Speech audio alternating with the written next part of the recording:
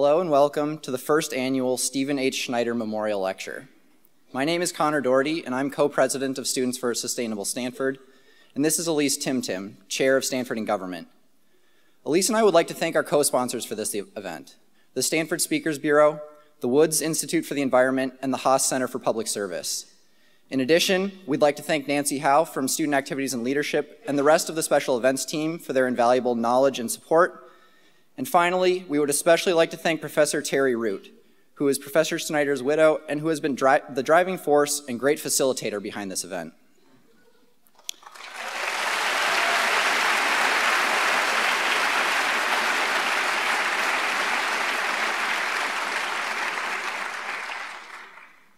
In the past several months, I've explained to many people in what is now a very well-practiced sales pitch that this, what is to become an annual event honoring the legacy of Professor Schneider, will be a lecture on a topic pertaining to climate science and policy, primarily directed towards students. Every time I gave the pitch at the mention of students, those who knew Professor Schneider would invariably begin to nod profusely, and most would interrupt to assure me that yes, that is what he would have wanted. Professor Schneider was a remarkable combination of researcher, activist, and educator. He won a MacArthur Fellowship in 1992, the Nobel Peace Prize in 2007, and consulted for federal agencies and White House staff in no fewer than 8 administrations. He was smart and fearless. The New York Times called him a climate warrior. In spite of the obligations that came with being a world-class scientist and policy advisor, he was equally committed to engaging students on an issue that will dramatically affect our generation and generations to come. Earlier today, a group of us gathered in the Papua New Guinea Sculpture Garden to dedicate a memorial bench, a gift from Stanford in Government honoring Professor Schneider for his service as faculty mentor to several of our environmental fellowships. Engraved on the bench are the words, "Teach your children well," taken from the Crosby, Stills, and Nash song that he loved. Professor Schneider truly lived these words, preparing his students to do what he did so well, use science to make better policy. Before we introduce Vice President Gore to you, here is a brief video made by Climate One highlighting Professor Schneider's work.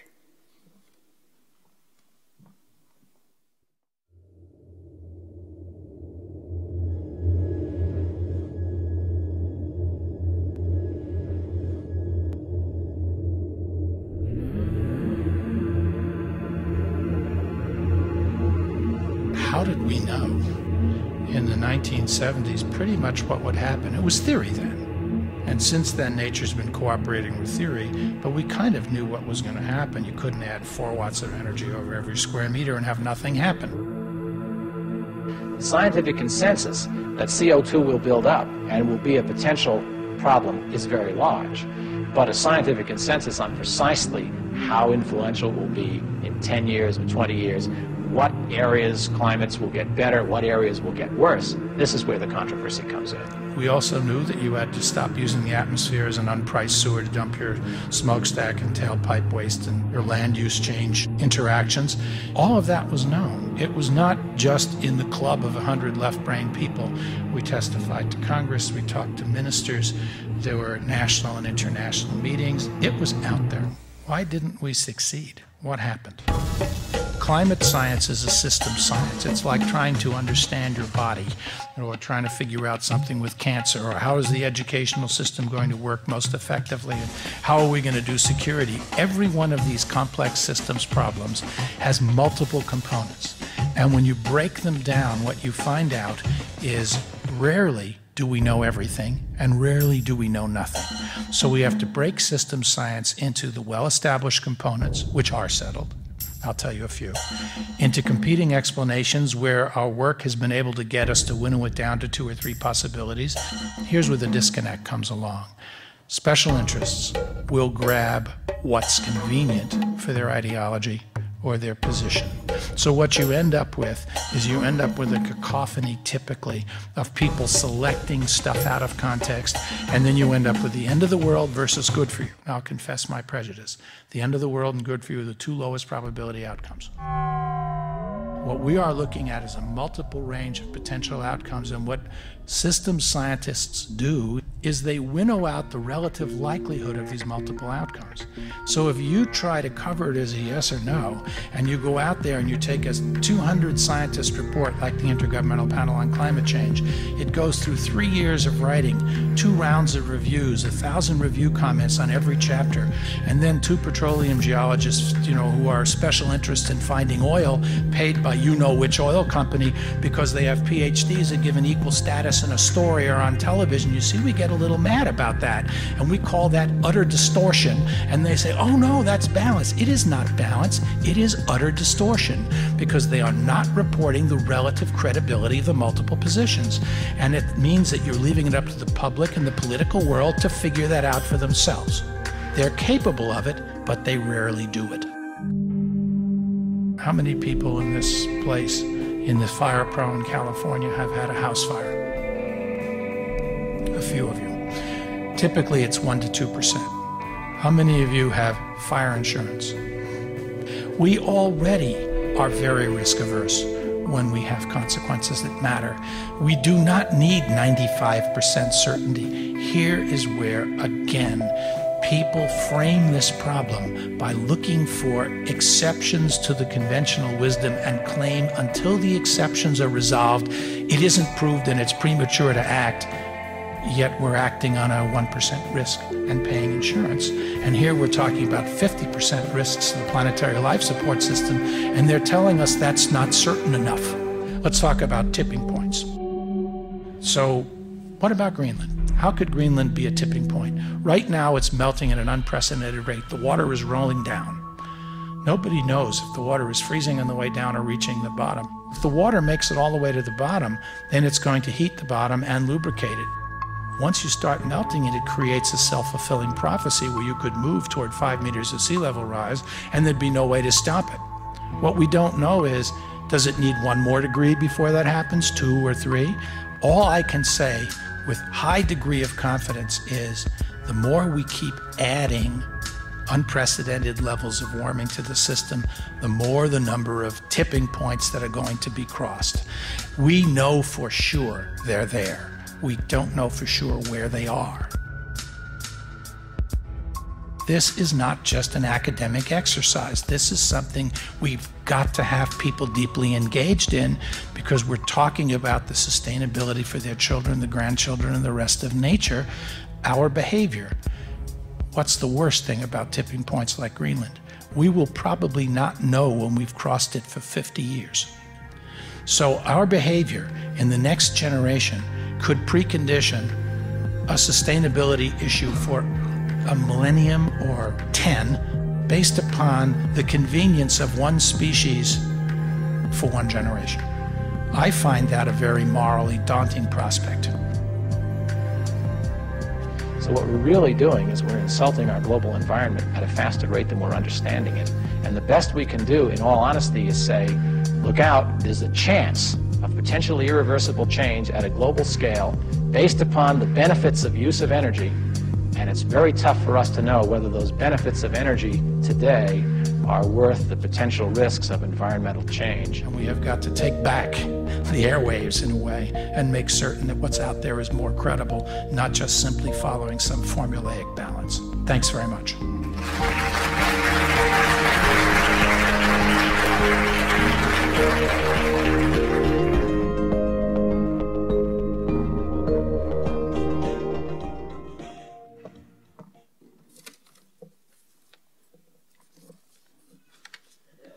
Hello, everyone. My name is Noemi Walsbuck, and I'm the other co-president of Students for Sustainable Stanford. It is a great honor and pleasure to introduce to you tonight yet another remarkable man who also happened to be a close friend of Professor Schneider. Vice President Al Gore is here to commemorate the life and legacy of Dr. Schneider and to impart his wisdom on a subject we in Students for Sustainable Stanford feel is often ignored in our national policy discussions. Vice President Gore has long been a champion of environmental causes, particularly when it comes to addressing climate change. Mr. Gore spent 24 years as an elected official, culminating in his 8-year-long vice presidency under President Bill Clinton. After leaving public office, he founded the Alliance for Climate Protection and began dedicating himself full-time to raising awareness of global warming and climate change. His impressive multidisciplinary portfolio also includes founding Current TV, serving on the board of Apple and the World Resources Institute, and winning the Nobel Peace Prize in 2007 along Dr. Schneider and the Intergovernmental Panel on Climate Change. Along the way, he was the subject of the famed documentary An Inconvenient Truth, which highlighted the terrifying reality of climate change and also that colorful PowerPoint graphs are incredibly useful. He recently released his newest book entitled The Future, and now spends the majority of his time as the chairman of the Climate Reality Project. Following his speech tonight, we as student panelists will ask a series of questions that we hope will stimulate further discussion. And now, please help me in welcoming to the stage our Vice President of the United States, Al Gore.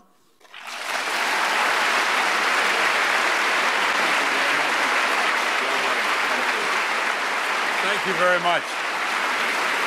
Thank you, thank you. Thank you very much. Thank you, thank you.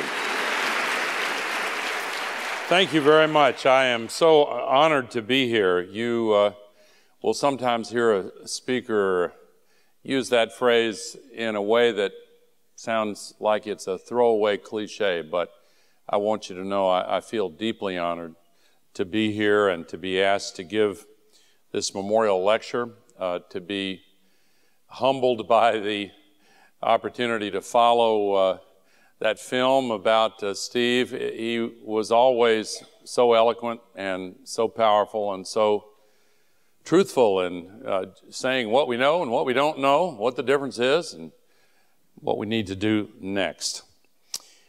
And I'm going to talk in what I say this evening about the subject that was of such importance to Steve Schneider. But I want to begin by honoring his memory. I first met him when he was the deputy director of a key group at the National Center for Atmospheric Research. He was passionate then, and he remained passionate always. I invited him to come and testify at one of the early hearings on global warming that I held in the Congress in the 1970s, and he was amazing. I knew right away why he had already become such a, I started to say star, but that's counter to the culture of science, but he stood out in so many ways. He was a giant of climate science, and part of what made him a giant was not only his complete command of the science, but also the passion that was so evident in his heart. He was remarkable, and of course I always felt that that passion was only appropriate when the survival of human civilization is at stake. Why not be passionate? I want to acknowledge his widow, Terry Root. We had a wonderful ceremony earlier dedicating a monument, a bench, the most beautiful one I've ever seen. I invite all of you who haven't been out to see it to go and use it and contemplate important things in that beautiful place. And I want to acknowledge Steve's brother, Peter Schneider, and his wife, Sue, and his sister, Liz Linderfeld, and Liz's husband, Mike, and their daughter, Sarah. I appreciate the student leadership responsible for this event, and I look forward to questions from Connor Doherty and Elise Timtim and Noemi Walzebuk, and thank you, Noemi, for introducing me. You mentioned that I just written a book called The Future, and I began that process by gathering a dozen of the brightest people that I could find for a scoping exercise. And I asked a question designed to elicit some emotional content. And I asked them, first off, well, how do you feel about the future? And one of them stopped me by saying, well, I feel fine. and didn't help me that much, but it reminded me of a story that I first heard 35 or more years ago when I was in the House of Representatives. I was finishing a day full of town hall meetings in my congressional district, a rural farming district in Middle Tennessee, and I was driving back. Do we have a Tennessee in here? Great. Some of us make it out this far west. And I was driving back to my farm in Carthage, Tennessee, and I was listening to a program on the radio called the Grand Ole Opry. And most of you are too young to remember that show. It's still on. It's the longest running radio show in the world, but it's a country music show. And in those days, they had a wonderful comedian named Cousin Minnie Pearl. And she wore a straw hat with a price tag still hanging on it, and she was from the mythical community of Grinder Switch, Tennessee. Anyway, she told this story that evening about a farmer who was involved in an accident, and he suffered harm, and he sued the other driver for damages. And in the courtroom, he was put on the witness stand by the lawyer for this other driver, and the lawyer asked the farmer, "Now, isn't it true that immediately after this accident took place, you said, 'I feel fine'?" And the farmer said, "Well, it's not that simple. You see, I was taking my cow to town in the back of my truck, and this fellow came driving across the center of the highway, and the lawyer said, 'Wait a minute. I object. We're in the middle of a trial here. We don't want to hear a long, involved story. Just answer the question, yes or no. Did you or did you not say, after the accident, I feel fine?' And the farmer said, 'Well, I was leading up to that. You see, I was taking my cow to town in the back of my truck, and this feller came driving across the center line and ran right smack dab into my truck and knocked it over and threw me out and threw the cow out. I was on one side, the cow was on the other. The policeman came up and took one look at that cow and said, she is suffering. Pulled out his gun and shot her right between the eyes.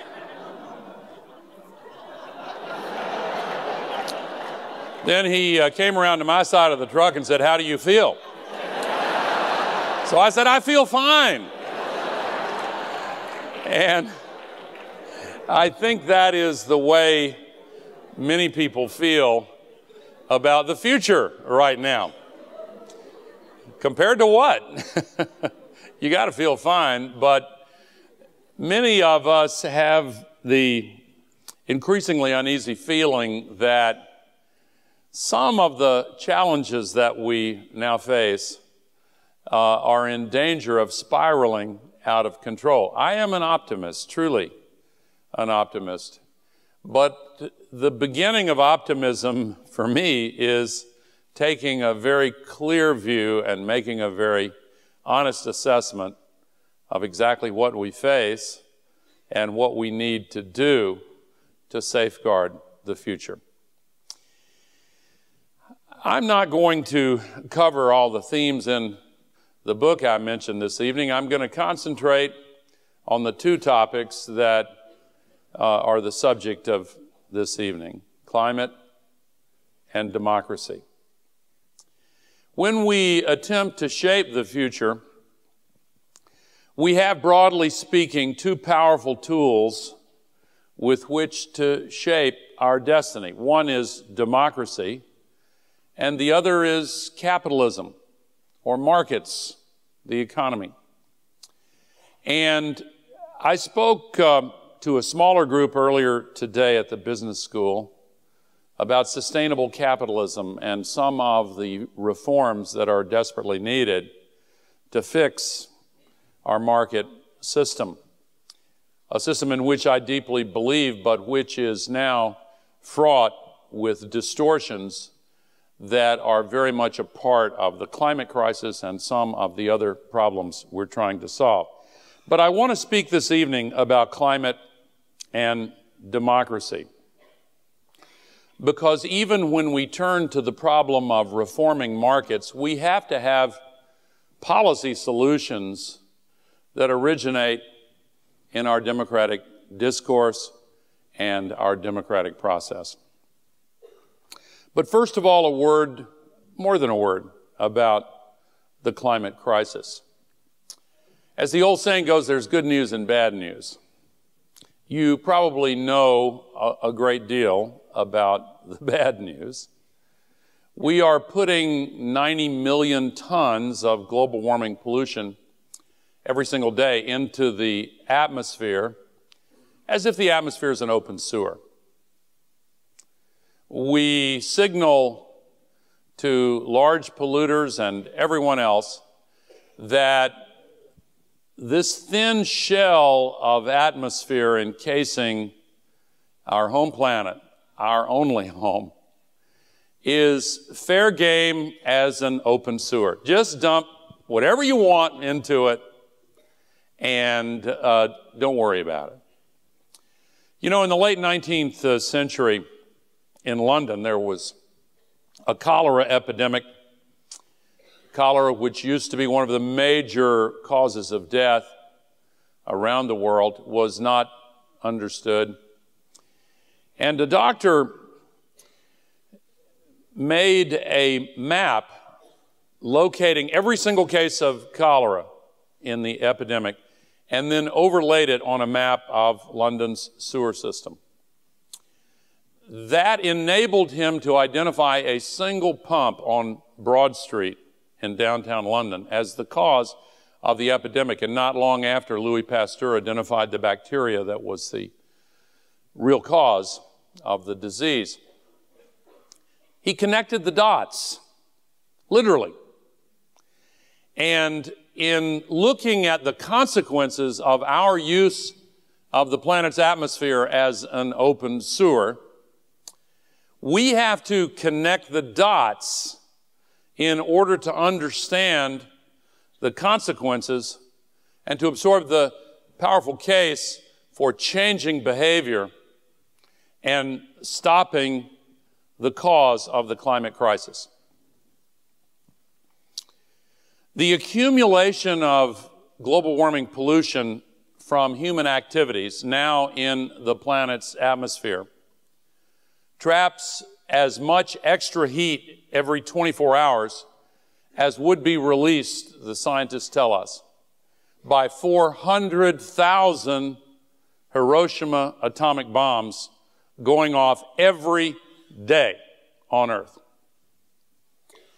And while the planet is very large, that's a lot of energy. And the atmosphere is a surprisingly thin shell. And that extra heat is, of course, what raises global temperatures. Has been for some time, since the beginning of the Industrial Revolution particularly, but with increasing momentum and force during the last 50 years and particularly during the last 20 years. That extra heat energy is radically disrupting the hydrological cycle of our planet. We are made up of mostly water. The planet is a water planet. The cycle of water through the biosphere is essential to life. We all know these things, and we all know the hydrological cycle, when the evaporation from the oceans comes over the land and falls as precipitation and then works its way through the streams and rivers back to the sea. We are used to the contours of the same hydrological cycle that has been in place for the entire existence of urban civilization. The first cities date back only 9,000 years. After the last ice age, there was a period of transition when the new climate equilibrium was settling into place. And once it did, the first cities were founded, the agricultural revolution began, and human civilization began its upward climb to where we are today. All of human recorded history has taken place and developed within that same climate equilibrium. When it is disrupted, the consequences can be far more serious than we sometimes allow ourselves to realize. The old song, "You don't know what you've got till it's gone," applies. The disruptions of the water cycle begin with the evaporation of more water vapor from the oceans, and the warmer air holds much more water vapor. Each degree Celsius increases the holding capacity by 7%.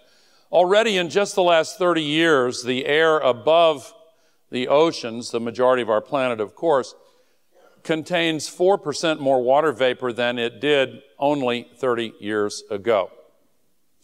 Why is that significant? 4% may not sound like much. Well, when storm conditions release a downpour of either rain or snow, the precipitation that falls to the ground does not all originate in the part of the sky directly above the point of impact. These storms frequently reach out 2,000 kilometers and entrain the rivers of water vapor in the sky and pull them inland toward the place where the storm leaves the precipitation. If you have a bathtub and pull the drain, rather obviously the water going down the drain doesn't come just from the part of the tub directly above the drain. Well, there are vast basins of water vapor, and when the drain is pulled, so to speak, the amount that falls increases more than 4%. And so we get these massive storms and floods. And as the oceans warm, of course, the energy released makes the wind of the ocean-based storms much stronger.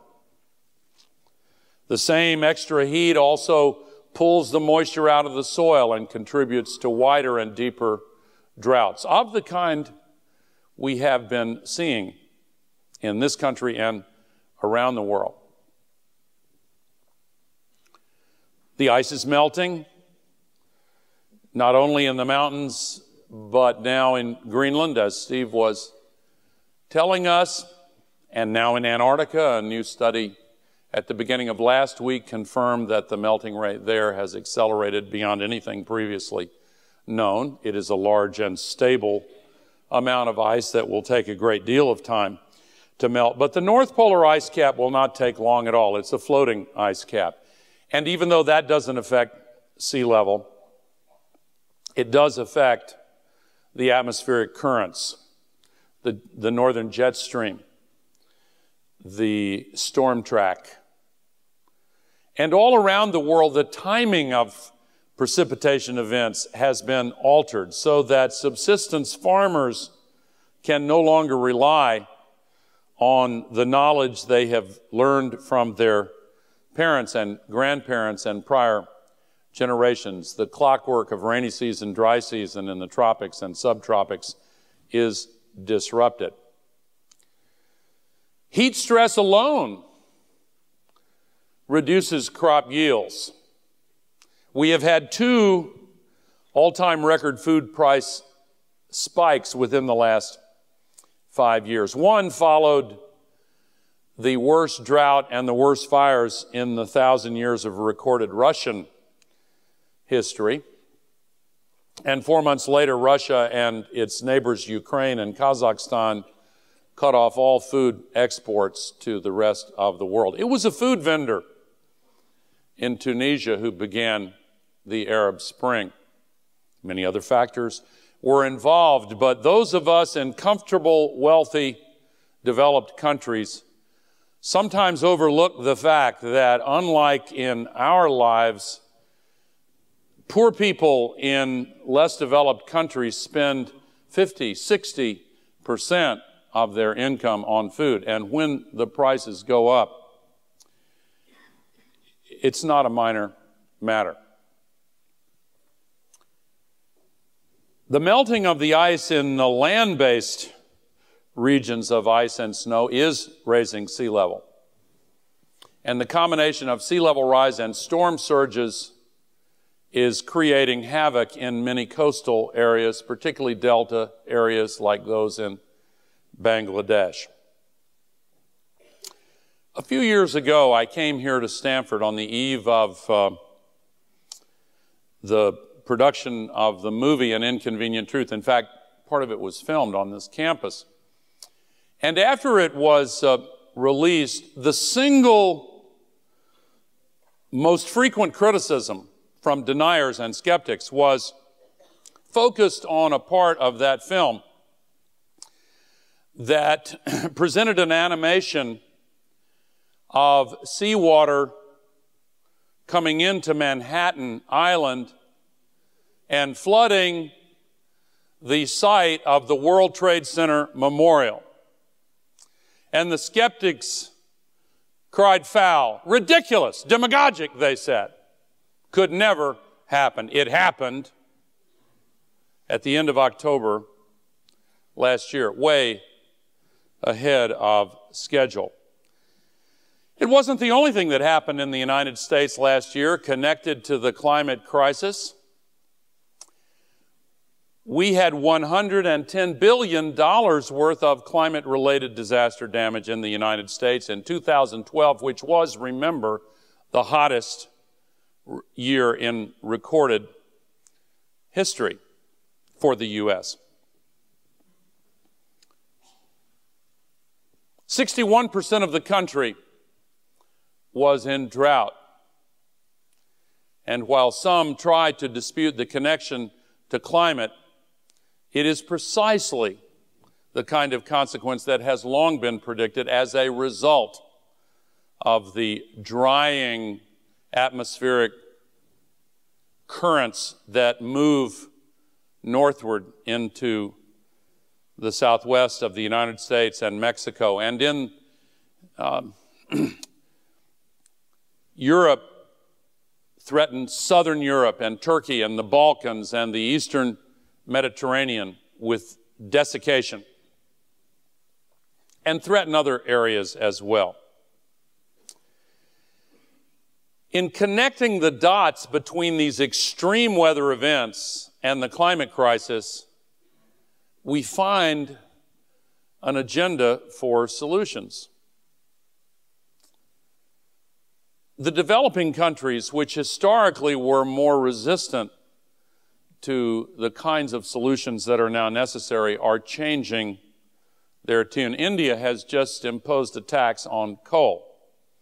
China is discussing a tax on CO2 and has begun a pilot program in 2 cities and 5 provinces to implement a cap and trade system, announcing recently that within 3 years it is intended to be spread throughout the nation of China. Australia, the largest coal exporter in the world, just imposed a tax on coal and a cap and trade system. Last year was also the hottest year in Australia's history. You may have seen that the temperatures increased so much that they had to come up with a new color in the palette used to mark the temperature extremes.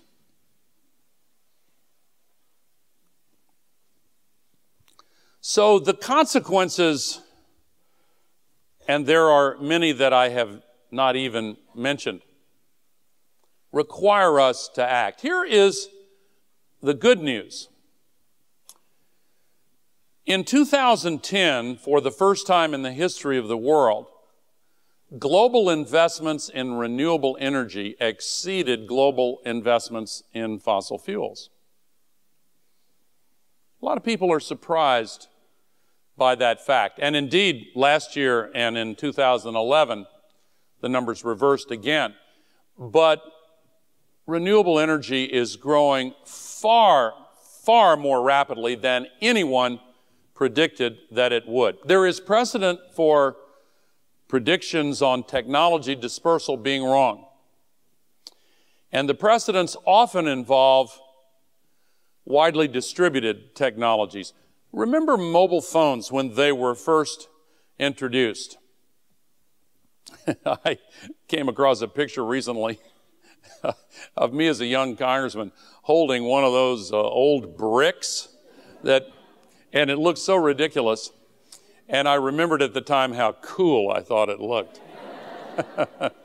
Well, at the time, the predictions on how quickly this new, exciting, exotic technology would spread throughout the world turned out to be not only wrong, but way wrong. Today, you can go to the poorest country in Africa and find virtually everyone using mobile phones. And indeed, in countries that do not have established telephone line terrestrial networks, you can leapfrog that technology. We know that. But my point is that solar electric production, particularly with photovoltaic cells, and electricity production with windmills is similar. Nations without an established electric grid can leapfrog the old reliance on central station fossil fuel powered generating plants and go straight to the widely dispersed generation of electricity based on renewables. And it's happening. The investments in developing countries now exceed those in developed countries. The cost of both solar and wind is coming down far more rapidly than anyone would have predicted. The efficiency is improving more rapidly. The more solar and wind we use, the cheaper it gets. The more coal and oil we use, the more expensive it gets. So those lines have crossed, will continue to cross and point us toward a much brighter future. But we are not making progress rapidly enough. Emissions are still increasing. Emissions of global warming pollution from developing countries now exceeds the total emissions from developed countries. Only 4 years ago, China was a smaller emitter than the U.S. This year, their emissions are 160% of those in the U.S., and 4 years from now, they will double those of the U.S. China may make a decision to move more rapidly toward renewables. I certainly hope that they do. We are seeing multiple reasons why they must. Perhaps you saw the stories this week about Chinese business people making plans to leave Beijing and Shanghai because they don't want their children to grow up with such dirty air. We have multiple reasons for making this transition as well. How many wars in oil-rich regions before we understand the extra benefits of getting off this addiction to carbon fuels? How many more Deepwater Horizon oil spills? How many more pipeline spills like the one in Arkansas just 2 weeks ago, or in Utah 2 weeks ago? How much more damage to the environment? The tar sands? Please. When I was in Alberta a few years ago, I was asked, I was intemperate in my response to the question is, should we use these tar sands? And I said, well, junkies find veins in their toes when the ones in their arms and legs give out. This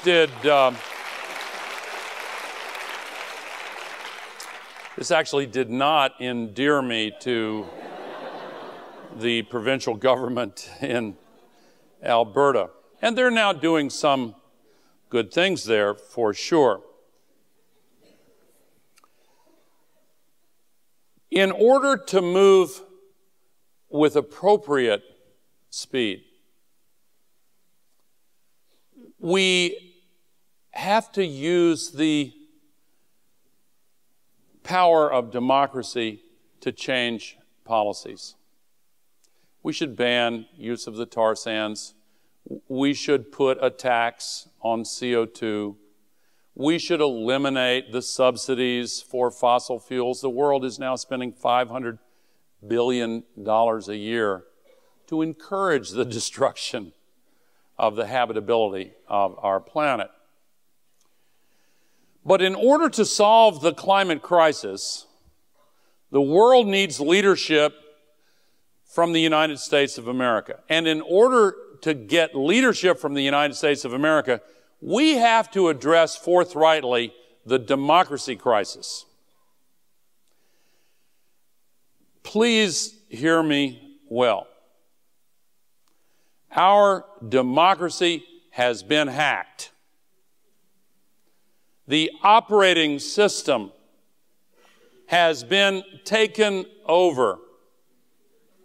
It is now being made to function in ways that do not serve the interests of the majority of the American people. Since the recovery following the Great Recession,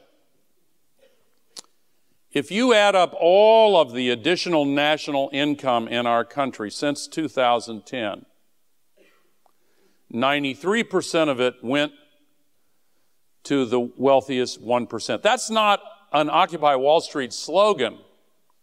That is a mainstream economic statistic. What other evidence is there that our democracy has been hacked? What if I told you that 90% of Americans want to see background checks so that maniacs and those who are unbalanced and unstable are not allowed to buy machine guns, automatic weapons, and even though 90% of the people hold that position, the Senate of the United States is incapable of doing the public's will. You know that to be the case. What if I told you that after our nation was brutally and mercilessly attacked on September 11th, 2001, we sought revenge by sending hundreds of thousands of soldiers to invade and occupy a country that had absolutely nothing to do with the attack.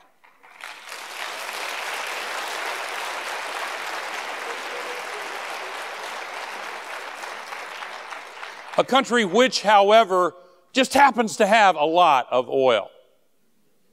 I know it's more complicated, but actually it's really not.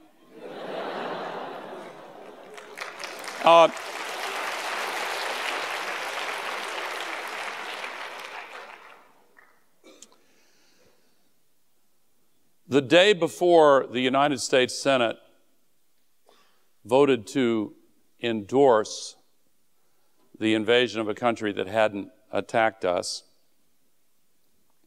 public opinion polls showed that 75% of the American people had become convinced that Saddam Hussein was responsible for flying the planes into the Twin Towers and the Pentagon and the field in Pennsylvania.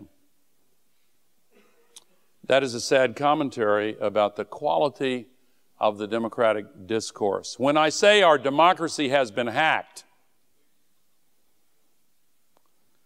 I say it in part because I love this country so deeply. That's not a throwaway phrase. I have devoted most of my life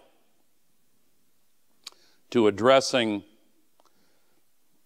the future of this country. I was an elected official for a long time. I've watched this process by which our democracy has become degraded get worse. And when a great nation repeatedly makes important decisions on the basis of information that is completely and totally false, no wonder we have problems. We allowed mortgages to be sold in the marketplace after they were originated from home buyers who had absolutely no way of making monthly payments. Were not required to make a down payment. Couldn't pass the most rudimentary credit check. Why? Well, there were commissions to be made. It was a good, profitable business, and the assumption was that if you take 7.5 million mortgages given to people who can't pay them back, and then lump them all together and securitize them and link them up with some phony pseudo-insurance policy and sell them into the global marketplace, the risk will magically go away. It didn't. When the assumption was challenged, it collapsed. And we had a global run on banks and the Great Recession, from which we are still attempting to achieve escape velocity. And since that time, nothing has been done to prevent a recurrence of the same thing all over again. Our democracy has been hacked. I'll give you another example. 80% of the precious supply of 80% of the antibiotics that are sold in the United States of America every year are given as a food supplement to livestock. Not to protect them against disease, but because in a little understood effect, it increases the rate of weight gain and marginally adds to the profits of the livestock producers.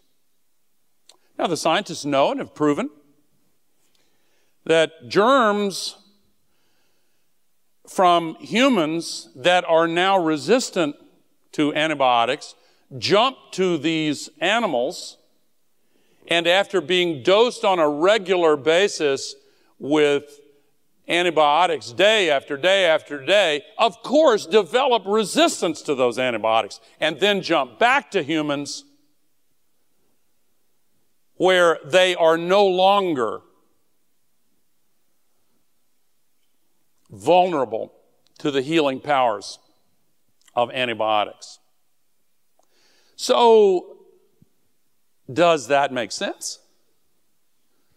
We could head back to a time when a cut on someone's leg could lead to their death.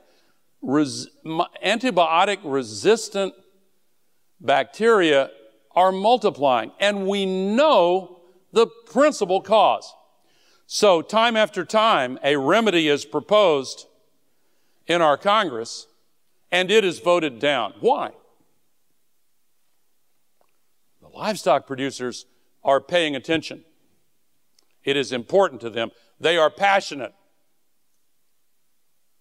The general public barely knows that the issue is being discussed because they're not told. The same news media that force-fed information found to be utterly false about the Iraq War does not inform people about serious issues, nor do they inform people about climate. We just went through a presidential election last year, you may have noticed, in which there were more televised debates than in any election in history by far. In a year where we had $110 billion of disaster damage related to climate, Superstorm Sandy, the drought, the other things that I've mentioned. Is it just me, or do you find it odd that not a single journalist asked a single question of any of the candidates in any of the debates about climate? I find it odd. The airwaves are filled with ads for clean coal and ExxonMobil solving it, whatever it is. And yes, most of the advertising is designed to get people to buy products, but what the energy industry has been doing is different. When you see those ads for clean coal, they're not designed to make you turn to your doormate and say, hey, let's go down to the store and get us some clean coal. No. They're designed to condition political thinking.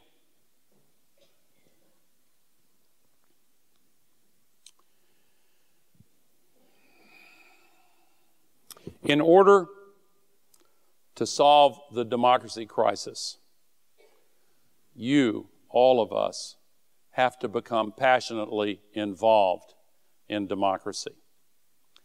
Here, too, I am hopeful for a reason that requires a brief explanation. We have seen from the beginning of America until now a dramatic series of changes in the way we communicate with one another. When our country was founded, the printing press defined the information ecosystem in which representative democracy emerged. Individuals had low entry barriers to join a public conversation. Ideas that resonated with others, even if they were contributed by the humblest citizen, could find people who expressed agreement, and when a critical mass was reached, ideas could become as important as wealth and power was in the old world. In the last third of the 20th century, television surpassed newsprint, and the advantage measured in numbers of people who get information from the two media, respectively, continued to widen to the point where today 80% of the campaign money spent in both major political parties goes to purchase 30-second television ads. And they're expensive, and they get more expensive each year. Think of the difference between the print era and today.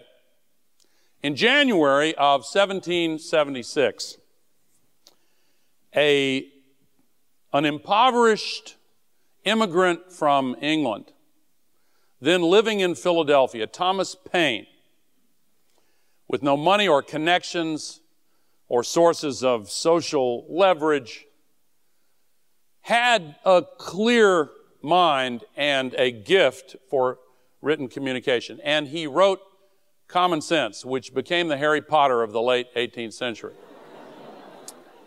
And he walked out of his front door in Philadelphia and found a dozen low-cost print shops within 10 square blocks. And when he printed Common Sense, it helped to ignite the American Revolution. Now think of a modern Thomas Paine. Living in Philadelphia, he has just completed a 2-hour video called Common Sense. And he walks out his door and down to the nearest television station, and he says, "This is going to change the world. It means everything. When do I go on the air?" He doesn't go on the air. He doesn't have the many millions of dollars required to purchase access to the air, which in this day and time means access to the public's mind, to the public sphere, to the public forum. The public forum, unlike in the early days of our republic, now has gatekeepers who charge exorbitant rents. And if you don't have the money to pay the gatekeeper, you don't have access to the public mind. Well, politicians obviously have access. You see these ads at election time, lots and lots of them. Where do they get the money, I wonder? I don't wonder because I know, and you know. They get it from wealthy special interests. mostly corporate special interests, who are interested in particular legislative agendas. And they are increasingly brazen in demanding quids pro quo for the campaign contributions. It has gotten so bad that the average congressman now spends 5 hours a day on the telephone and at cocktail parties begging rich people and special interests for money. When I say our democracy has been hacked, let me boil it down to the simplest possible terms. I mentioned that I had had experience in this, in the operations of our democracy as an elected official. I want to tell you that when at the age of 28 I became a congressman, before I was even sworn in, I started having open meetings, town hall meetings in every part of my district. Listening to men and women in each little community hold forth with their views on what ought to be changed, what should be done. And I was so full of energy and commitment and passion. And of course, I wanted to impress them. I wanted to be reelected. I wanted them to see me and understand that I was working for them and doing my best. But it became something more than that simple political equation. It gave me a thrill in my heart, really and truly, that lives with me now. It's almost impossible to describe in words. If I was being corny and funny, I would say I could almost hear the Battle Hymn of the Republic being hummed in the background. It was like that. It became something larger than me and the people in these courtrooms and town meetings. And if I found in Washington the following Monday that things were different from what I had told them, I would go back and explain.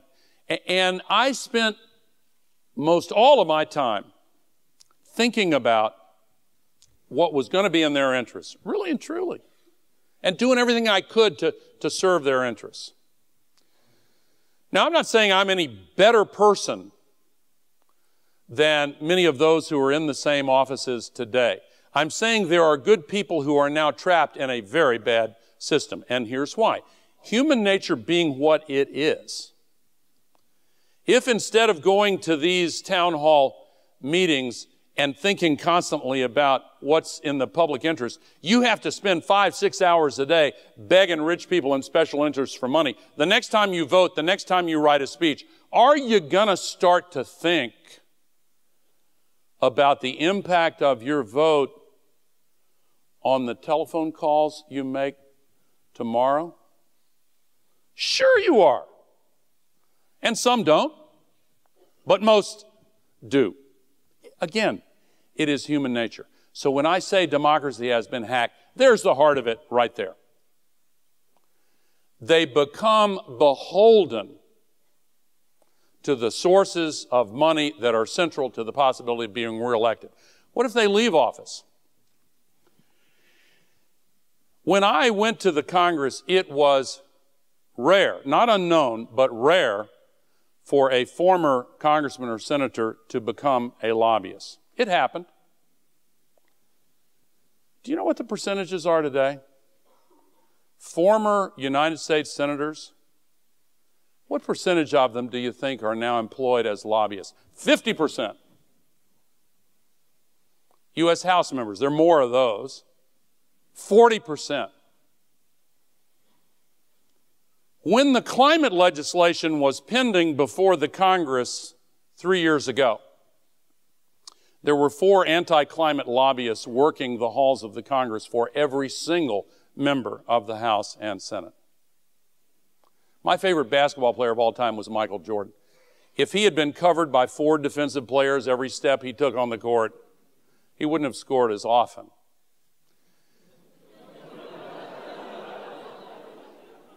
Our democracy has been hacked. Now, I've talked about the print revolution and how our democracy was born. I've talked about the age of television, which is still dominant.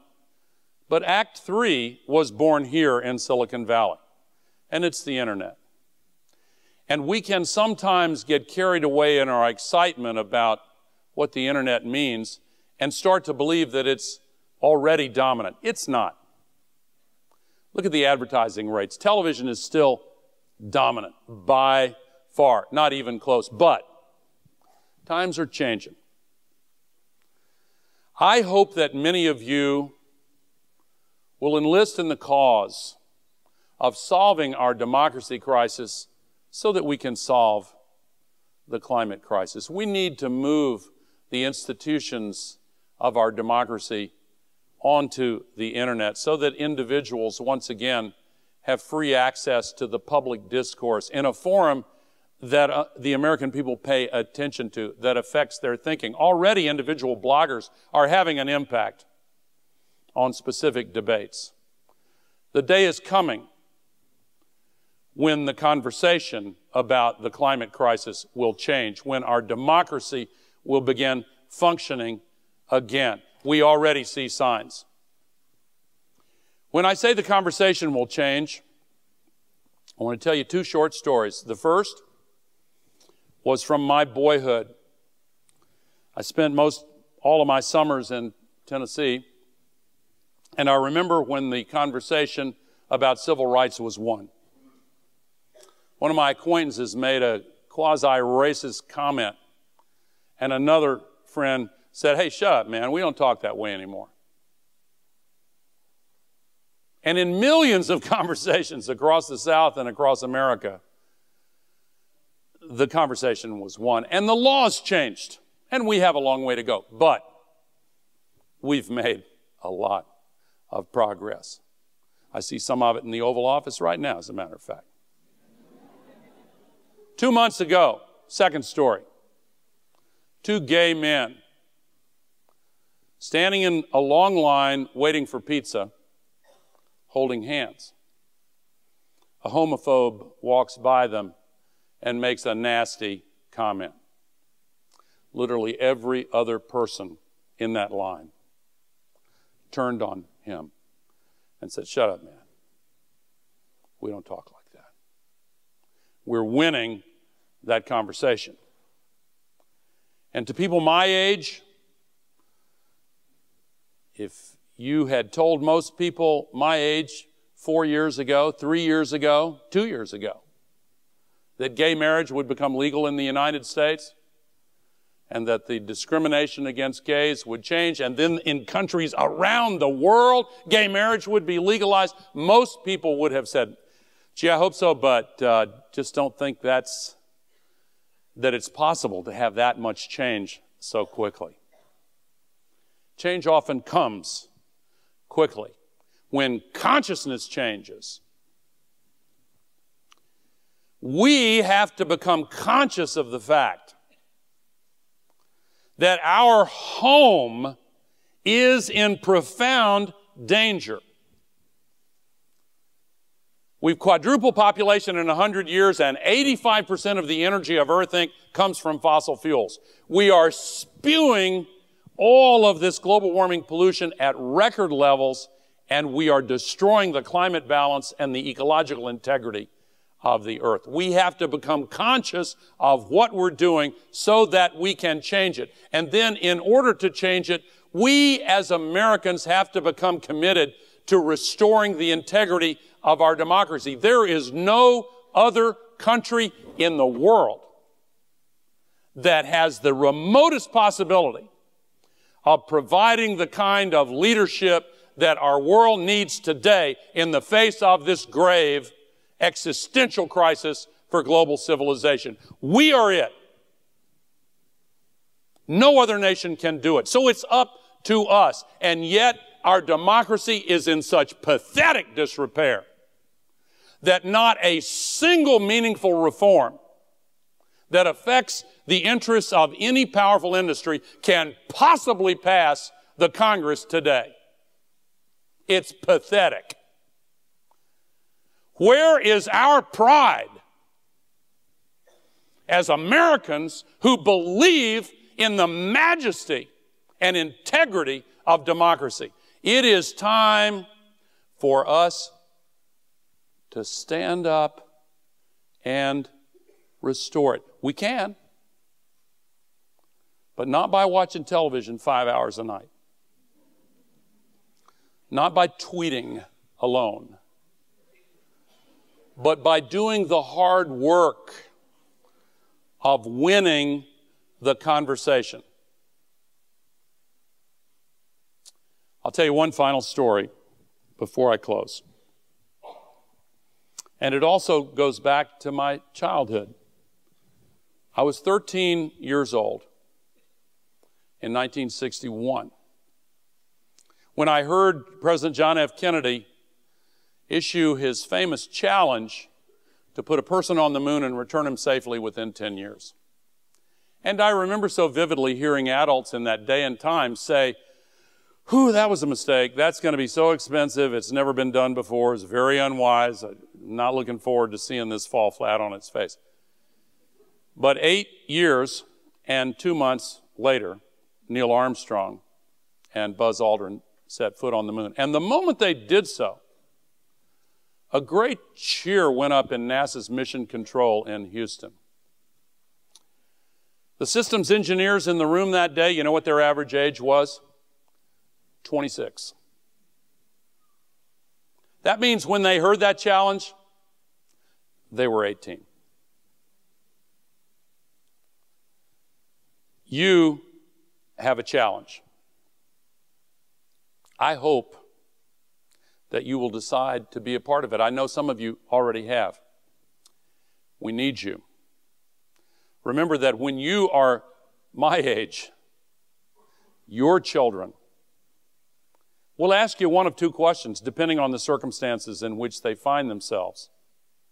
If there are hundreds of millions of climate refugees and failures of governance and collapses of economies and stronger storms and deeper droughts and bigger floods and all the chaos that the distinguished scientific community has warned us of, every national academy in the world, they would be justified in asking you in the future, "Hey, what'd you do? Were you watching Dancing with the Stars? What's the deal here?"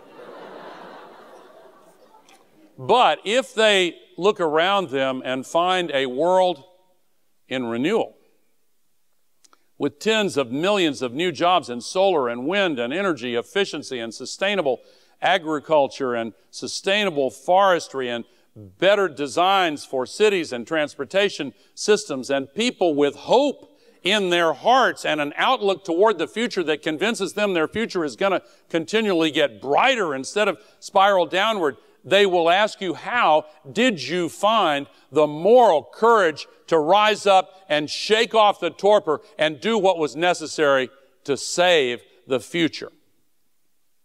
We've got everything we need with the possible exception of political will. But political will is a renewable resource. Thank you very much.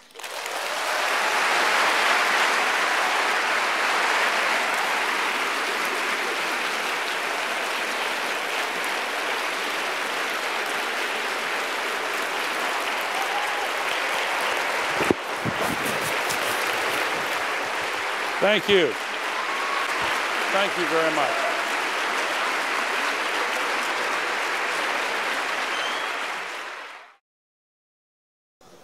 I just want to start off by thanking you for being here.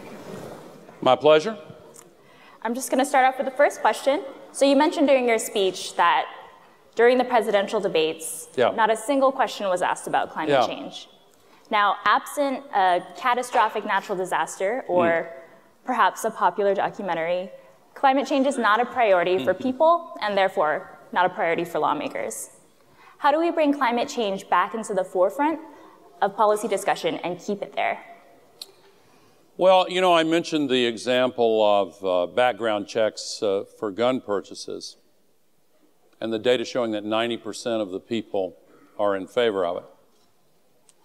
The data shows that 70% of the American people want to see action on climate. So why is the threshold for action so high. The conversation is artificial. There's a chicken and egg problem here. I would say that the reason why no reporters asked any of the candidates any questions about climate was not because the American people are not interested in it. I would say that the reason more people aren't interested in it is partly because the news media doesn't usually cover it. Why don't they?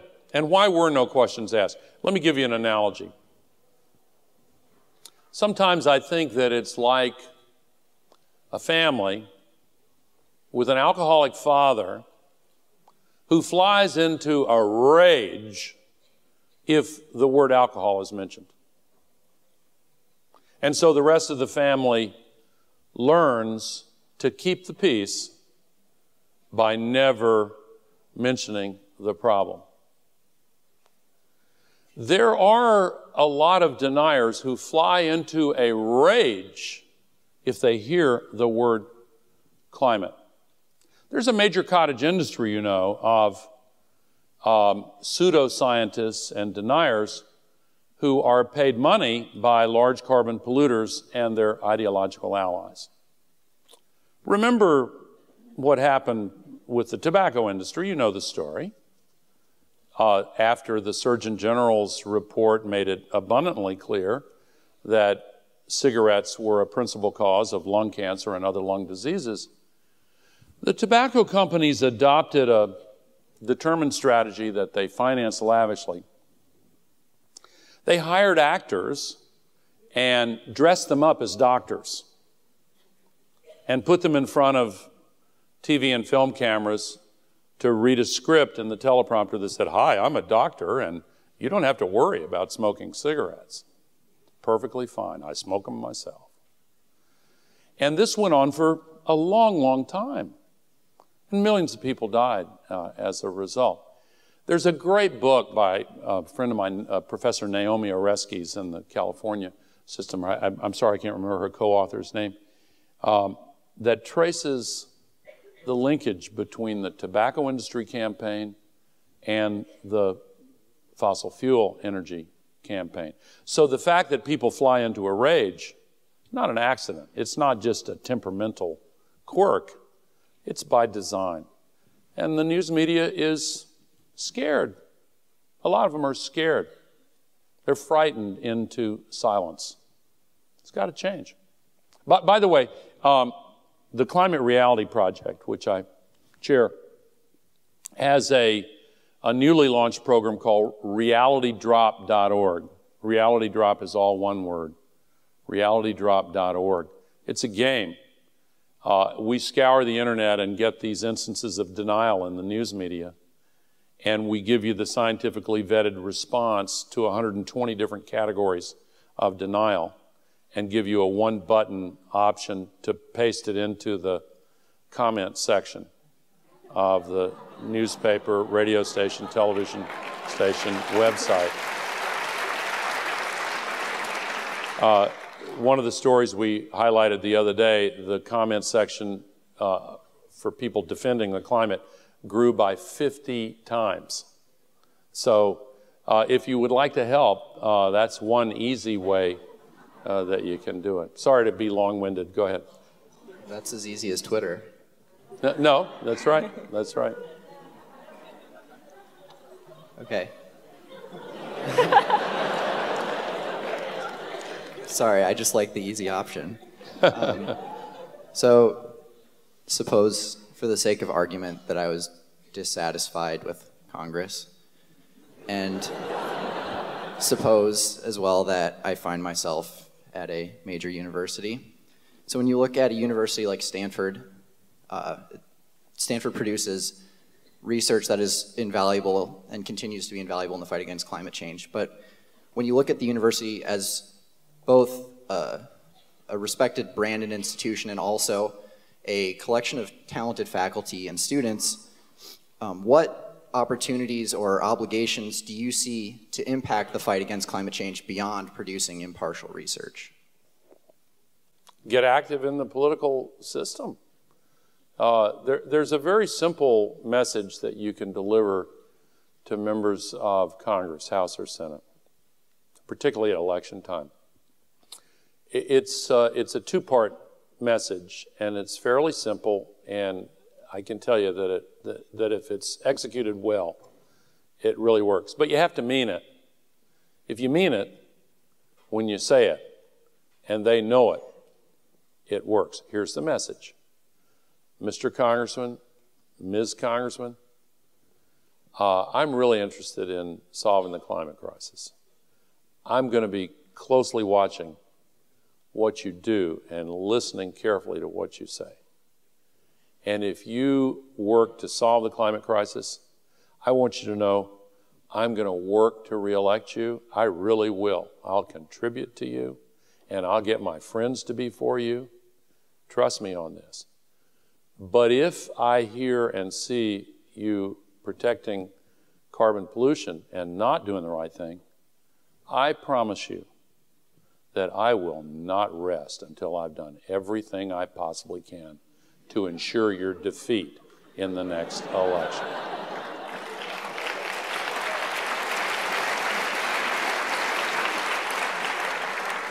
So do you have any suggestions then for the university? So I take that to be more of an individual. I don't think Stanford can. You're talking about the university community as a whole. Well, you know, I support the divestment campaign. I think that's a good idea. I know that Stanford has already done a lot on energy efficiency and changing the light bulbs in the windows and all of that, but all universities can do more. And you know, the communities surrounding Stanford are easy to access and can make a difference there as well. Okay, last question. So, An Inconvenient Truth was released in 2006. So in the 7 years since then, how have your views evolved? And are you more or less optimistic about what's being done to address climate change? Well, I am by nature optimistic. I do think that we're going to solve this. But my belief that we're going to solve it is based on an assumption about human nature. Aristotle wrote that the end of a thing defines its nature. If, God forbid, we were to fail to address the causes of the climate crisis and the consequent catastrophes playing out over millennia led to the end of human civilization, what would that say about our nature? What would it say about who we are? Are we destined to be the agents of our own demise?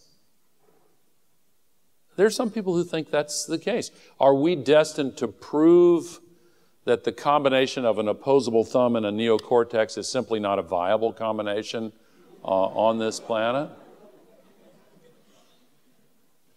I don't believe it.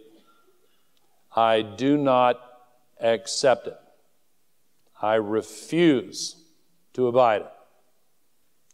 We can make choices to shape our future. We are very complicated animals, heir to the vulnerabilities of our ancient ancestors. We respond with alacrity to the kinds of threats our ancestors survived. And so snakes, big cats with claws, other humans with clubs, we immediately react. But we are also capable of using our reasoning capacity to understand both threats and opportunities that are visible only in the light of reason and shared discourse. We can do that. We have done it. We are capable of it. It does not come as easily or as automatically. It requires an act of will. It requires the alignment of our hearts with the prospects in the future for those of those we love and those to whom we are connected. We are capable of it. I've seen it happen. I gave a couple of examples. There are many others. But it requires an act of will. I believe that we're going to rise to this. And change is, as you know, not always linear. It sometimes comes quickly. The Berlin Wall came down in a day. In a day. And before the day was out, the guards, who at the beginning of the day had been patrolling with machine guns, were helping to take the last bricks out themselves. This can change. It will change. But it really may be up to you. I know that sounds corny, but I'll conclude my answer with this. When I wrote my first book back in 1991, 92, I found this quote from a Scottish mountain climber. It's always stayed with me. And he said, "There is one fundamental truth about every human endeavor, the ignorance of which condemns countless ventures to failure. And the truth is this, that the moment one commits oneself, providence moves also." Commitment, passion, strong, unyielding advocacy can change the world. It's the only thing that does. It often has. We need it now. Great. Thank you so much for being here with us today. Thank you. Thank you very much. Thank you. Thank you.